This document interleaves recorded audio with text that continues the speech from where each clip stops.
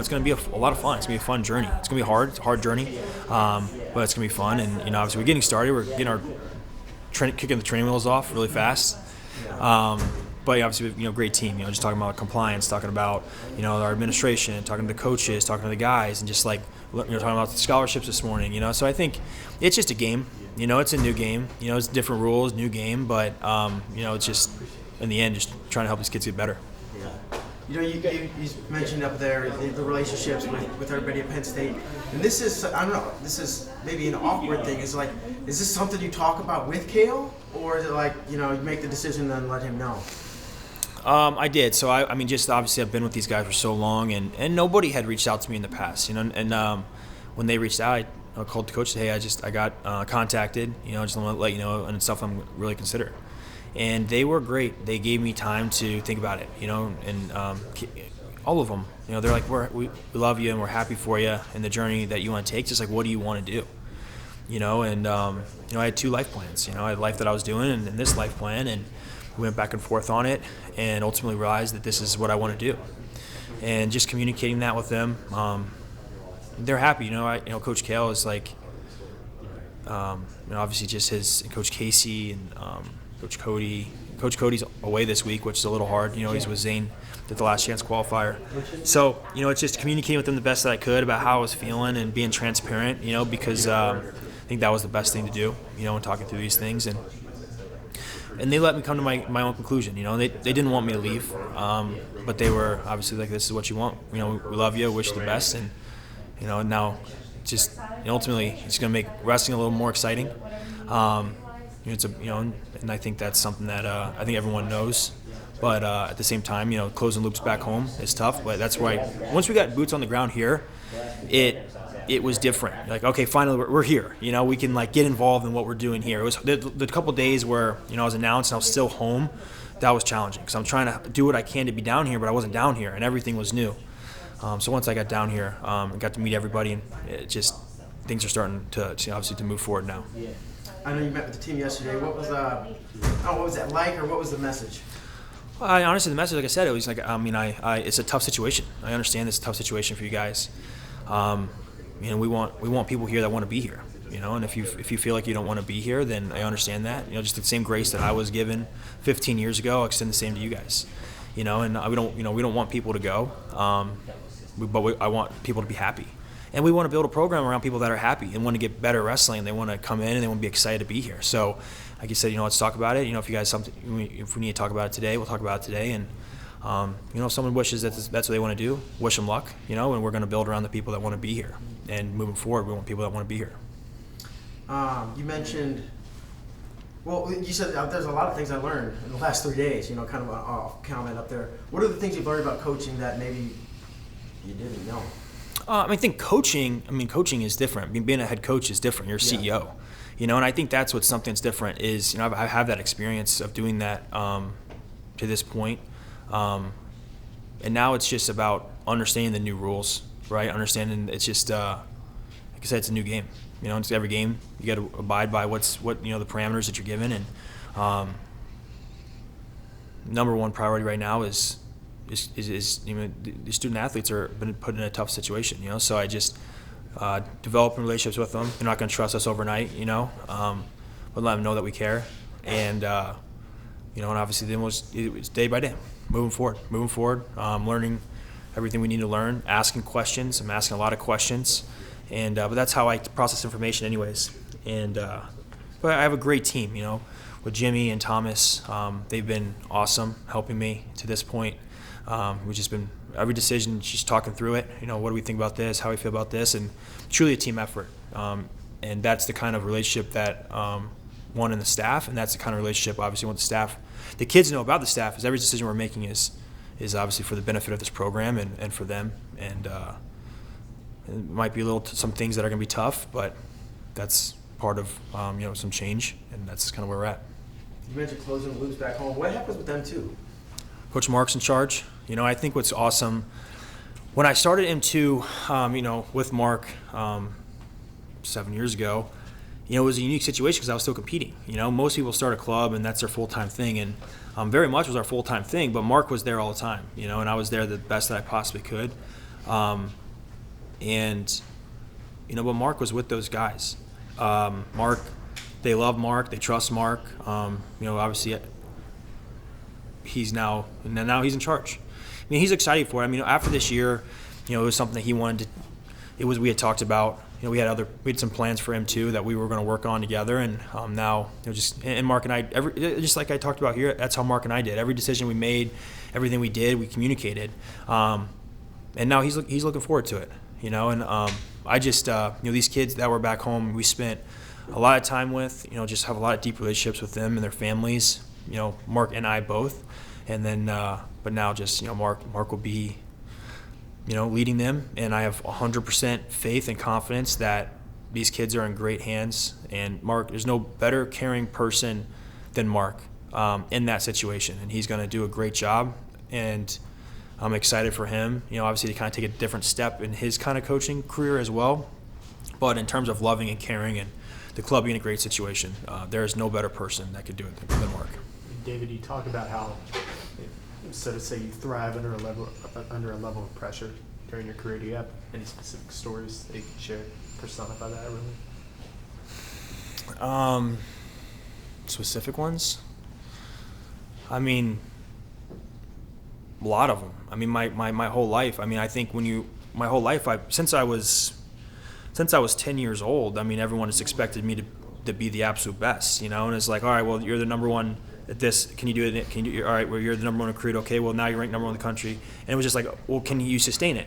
That was it. So, that alone was something that was difficult. It was never, there wasn't many tournaments in my life I walked into and I wasn't favored to win. It wasn't about winning. It was about, dominating, and that's just like what I knew. And that was fun. And that was the game. This is the new game. How can I help the kids feel the same way?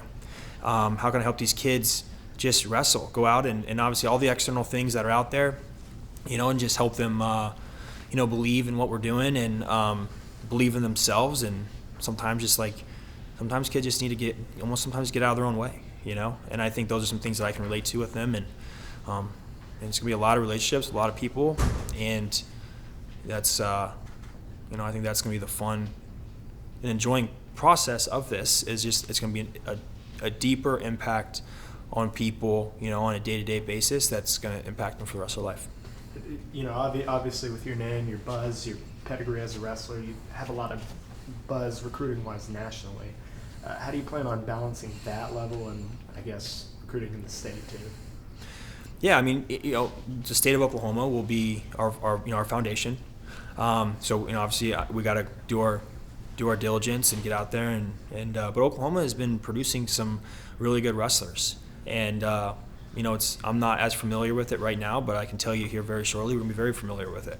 And we want people that are gonna wrestle the way we want to wrestle. And is that the number one guy? Is that the number 4 guy? Is that the number 8 guy? We want guys that want to be here primary. We want guys that want to get better. We see, and then one thing about Oklahoma State is you can recruit the whole country. They've done that forever. Coach Smith did a great job of doing that, and we can recruit the whole country. And it's about finding the right people that fit our program, and great high character guys, wrestle hard, want to score points. And want to be part of something special. We're going to build something really special here moving forward. Chad Richardson was saying that he tried to get you interested in the OU job a year ago. How much do you remember from that? No, he said he messaged me, and I never got that message. Which is kind of crazy how things just kind of find a way to loop back around. But Chad's going to be extremely valuable and important in the development of this program moving forward. And you can't be successful without the resource. You can't be successful without the support. And obviously Chad is in the athletic department. Both Chads have been awesome to this point, and excited to continue to build those relationships moving forward. How surreal has the past 5-6 days been for you? You're wrestling not too long ago, and now you're fixing to have your first head coaching gig. Yeah, it's life is crazy. Life moves fast, and this is one of those really truly life-changing decisions. I'm just grateful to be in this situation. This is a job that everybody dreams about. It's a job that everybody thinks about. It's a job that everybody it crosses their mind, So I think there's a lot of power, there's a lot of tradition, there's a lot of excitement. But, all those things don't, produce wrestlers. We got to go out and do our due diligence. But I believe in our staff, and I believe in our system, and I believe in our vision. And now we just got to get to work. What does this moment look like if you had made the team? Does that change? Probably wouldn't exist. Yeah, probably wouldn't exist. It's hard to say.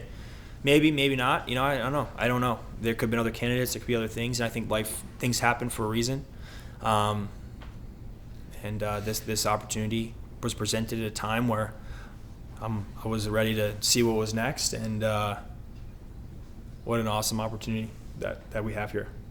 You said up there that maybe the fire inside wasn't burning as brightly as it always had. Did you know that? Or was it after the losses you reflected and were like, man? I'd say every day after the Olympics. Yeah, every day. It's just like there are days that and I was pretty open. There were days that I felt it more, there were days I felt it less. And as time was going on, I was changing, adjusting. And it's just hard to recreate that. It's hard to recreate that. I think winning the Olympics is a right time, the right place scenario. We've talked about that in the past. And I think last year was probably the best that I was, and I think this year I mean, you can replay those matches, they might go different, but at the end of the day, I think this like I said, this was the end of the road, and I think Aaron is, obviously has a great opportunity to go do really well, and he's young and he's hungry, and and now it's his turn. Talk about recruiting. It's a different world now with the portal. Are you guys gonna utilize it or focus on it, or what? How do you approach the transfer portal? You got a plan or something? We'll see. Everything's just evaluating right now, case by case. We got to see what's best for our program. You mentioned a couple times out there that this was a really tough decision for you. At what point was there a moment that it kind of flipped that you were like, I have to take this job? There's a moment of clarity. I woke up the morning that accepted the job, and it was just like, of all the days, it was like, I don't know. And I woke up that morning and it was just crystal clear, like, this is what I wanted to do. And then it's about moving forward. Was that Monday? Well, I don't know what day is today. I mean, Friday. Yeah, Friday. Okay. Yeah, I think that sounds about right. Probably about that day. One of those days. Yeah. What had become more clear in that moment that maybe wasn't before then? Yeah, I mean, to do this, you have to really believe that it's the best option for you, and your family and the people involved. I felt there was a lot of people that are impacted by this decision. I think that's the hardest part, probably from the outside, is just realizing like how many people truly were impacted, by this decision, and how many people are going to be impacted moving forward. And you're not doing it for other people; you got to do it for yourself. But also, I'm an empathetic person, and I'm trying to play through this scenario. So, but this is something that I'm extremely excited for. We're all in. We're all in to help serve these student athletes, and we're all in to do the best that we possibly can down here. The program is in the process of raising funds for a bigger facility, and those type of things.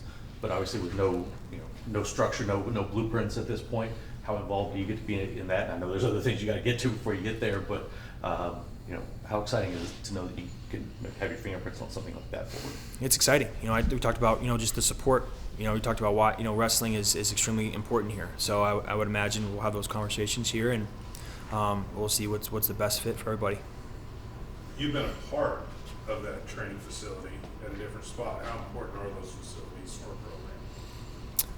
I think it's the people that make the wrestling the best. It's the coaches, it's the athletes. I mean, the facilities are nice. I think we have nice facilities here, but the facilities aren't what's going to make you the best. It's going to be helping the kids.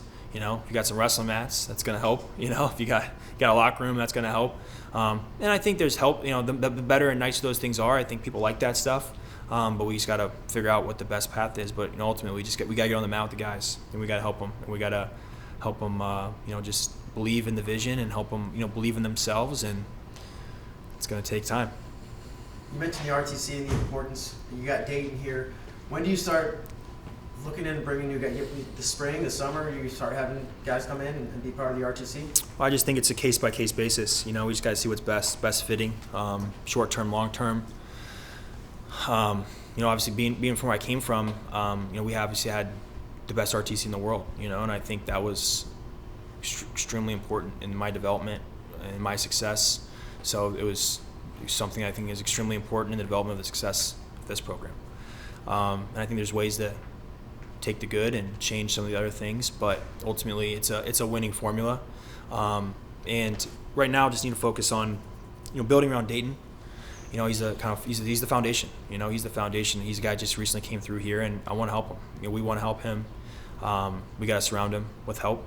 If that's what he chooses to do, we got to talk to him about what he wants to do, but I believe that's kind of order number one, and then from there, figure out a plan for these guys as they finish and who wants to continue to stay and train at that level, and then surrounding the program with great people that have that vision of being the best. And I think we have the ability to be selective and find the right people.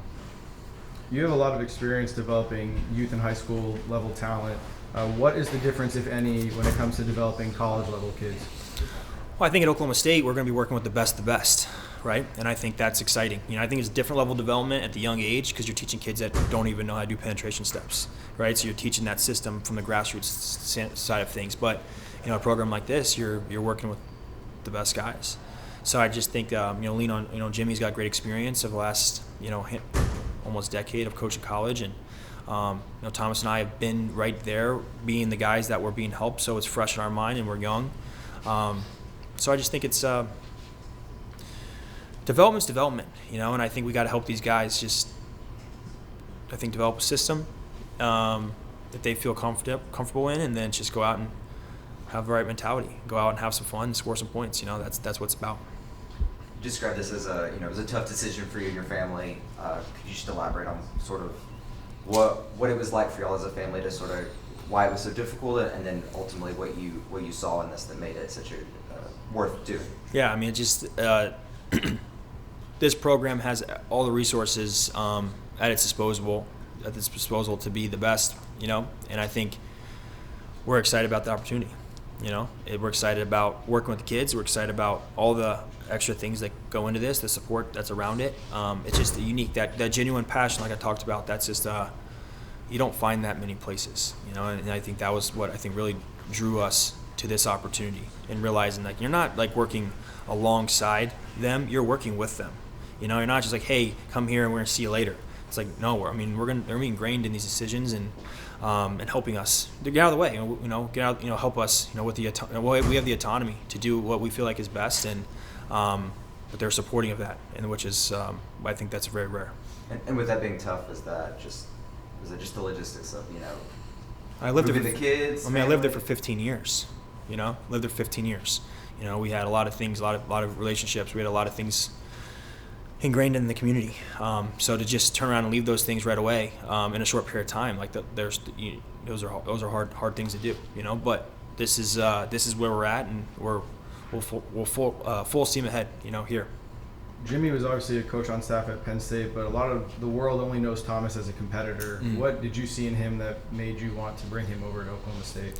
Thomas is just it's just his aura, it's his energy, it's his passion, it's just his commitment. Just the way that he thinks about things and the way that he cared. These guys are going to be so lucky to work with him. He's going to, whatever it's going to take, he's going to be there to help them. He just has that demeanor. He's going to be a great coach. And yeah, I think it's in a situation where you have this canvas and you have a blank canvas and you get to paint what you want. And in doing that, you pick the staff that you believe is the best staff. And we had the opportunity to do that. And we're going to continue. Just got to get to work. You said, you knew this was your last year competing. Did you have a long-term plan? Was it, hey, sticking around PA, do M2 and grow that? Or was it, I would like to coach college one day?